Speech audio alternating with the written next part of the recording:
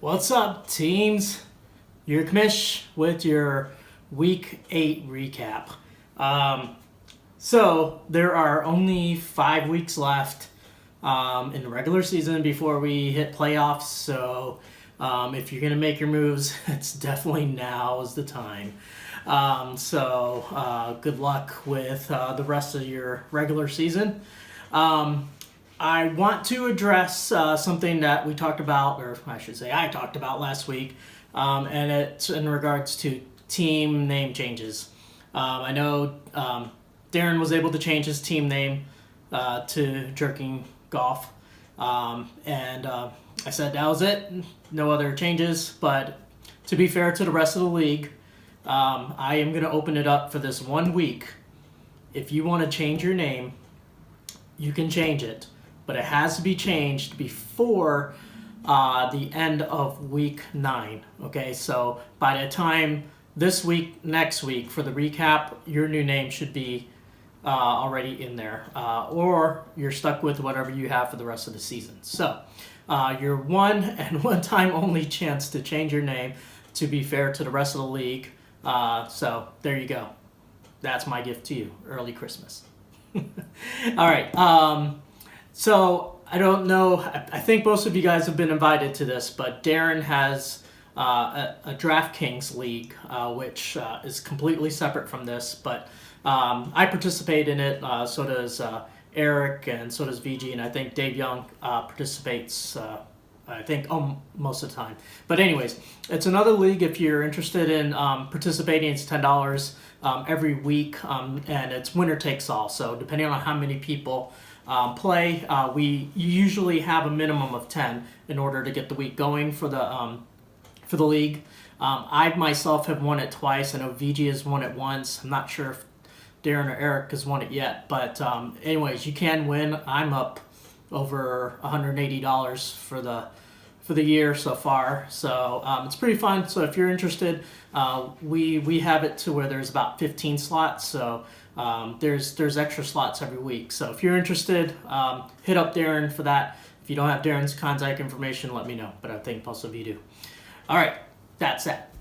Okay, so as far as where we stand for the Vader, right now at number 1's Jollibee. At number 2 is Pretzels Expand in Your Stomach.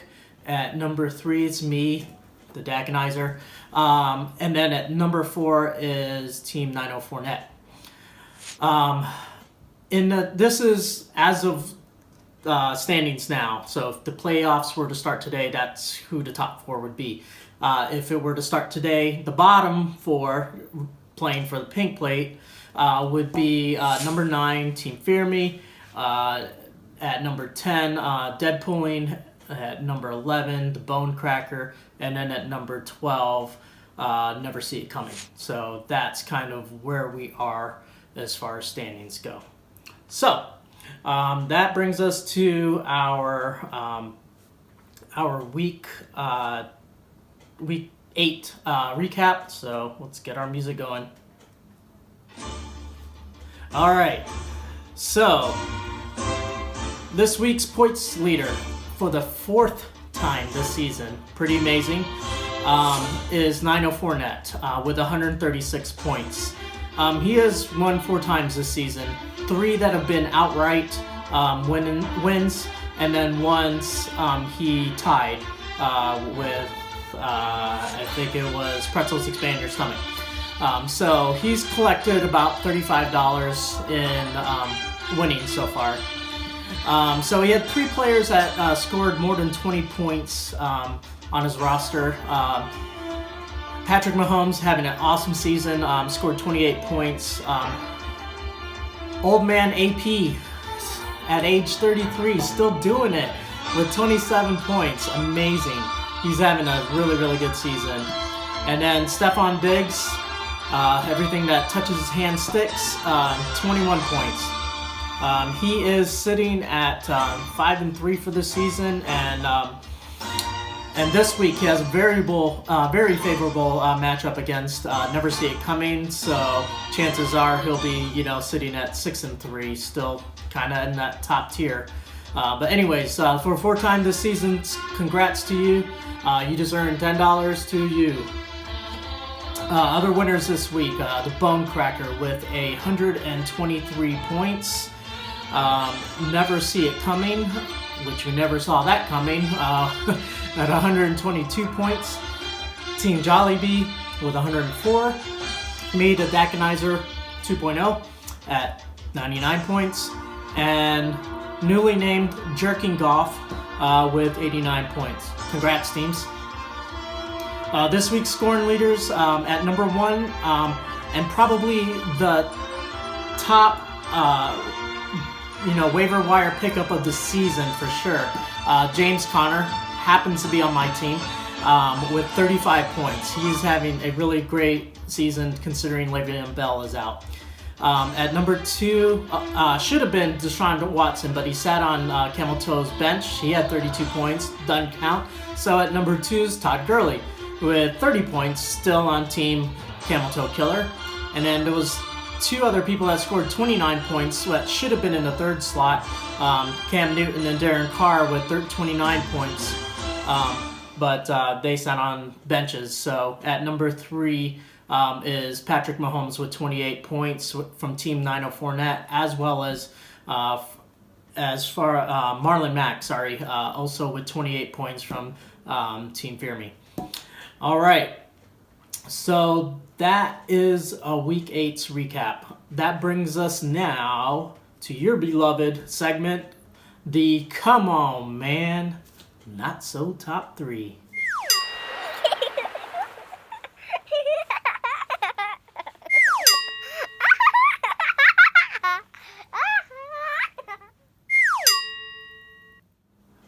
Okay, sitting at number 3, I am calling out Dropping Deuces. I'm actually very surprised that you have a record of 3-3-2. When it was earlier in the season, I definitely had you picked as one of the teams that would be in the top 4, vying for the Vader Championship. But your season hasn't quite turned out, I'm sure, as the way you planned it, and with the 2 ties, that definitely sucks and hurts your record a little bit.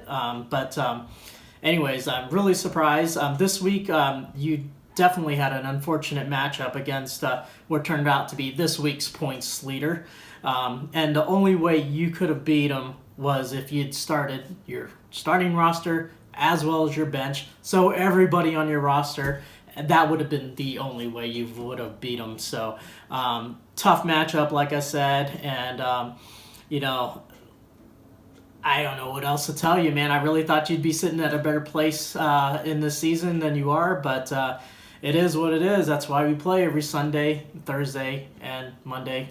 But anyways, because of your record and the team that you have that doesn't reflect that record, you get a come on, man. And at number 2, calling out the Camel Toe Killer. Let's see, you lost by 1, but you needed 2 to beat your little brother. So there are definitely missed opportunities here. When you look at your quarterback situation, you picked wrong there. You started Carson Wentz, who had 23 points, but Deshaun Watson sat on your bench with 32 points. 9-point difference there would have definitely got you a win. Or you had 2 tight ends. So you started George Kittle in your flex spot, interestingly enough, with 6 points. And Eric Ebron sat on your bench with 9 points. That's a 3-point differential. Would have won. You would have beat your brother. And then also in running back, you had Carlos Hyde starting, who only got you 1 point. And Chris Ivory sat on your bench with 4 points. That's a 3-point differential as well. And that would have got you to win. What can you say? You try to put out the best roster you can out there, and sometimes it doesn't work out. But there were definitely missed opportunities that could have got you to win. But in any event, you lost to your little bro, so you get a come on, man. All right, and at number one, for the first time debuting at number one on the Come On Man list is Deadpooling. 66 points? Really? Not good, bro. You got destroyed by Never See It Coming, who has not been having a good season. So, but he turned out to have a good week, and it happened to be against you, so you lost. He nearly doubled your score, and now that has you sitting at 2, 5, and 1, and you're definitely in the running for the pink plate. And honestly, you might even drop even further than that because you have a really tough matchup this week against Camel Toe Killer.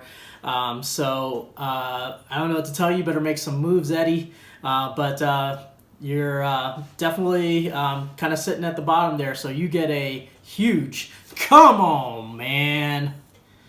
All right. This week's Week 9's matchups that I am highlighting. Obviously, at the top is Jollibee at 7-1. I see I see a matchup against Dr. Phil being closer than the records indicate. Dr. Phil is sitting at 3, 4, and 1 tie. So I think this is going to be closer than it looks. So that will be an interesting matchup. And then I'm also highlighting Dropping Deuces, who is sitting at 3, 3, and 2 against Jerking Goff, which is sitting at 4 and 4. If you take those two ties, you kind of, let's say one would have been a win and one would have been a loss. You guys are kind of almost at the same record. So I think this will be an interesting matchup. And so those are the Week 9s that matchups that I'm highlighting. Unfortunately, there is no Zoe picks this week. She is on vacation in Puerto Rico.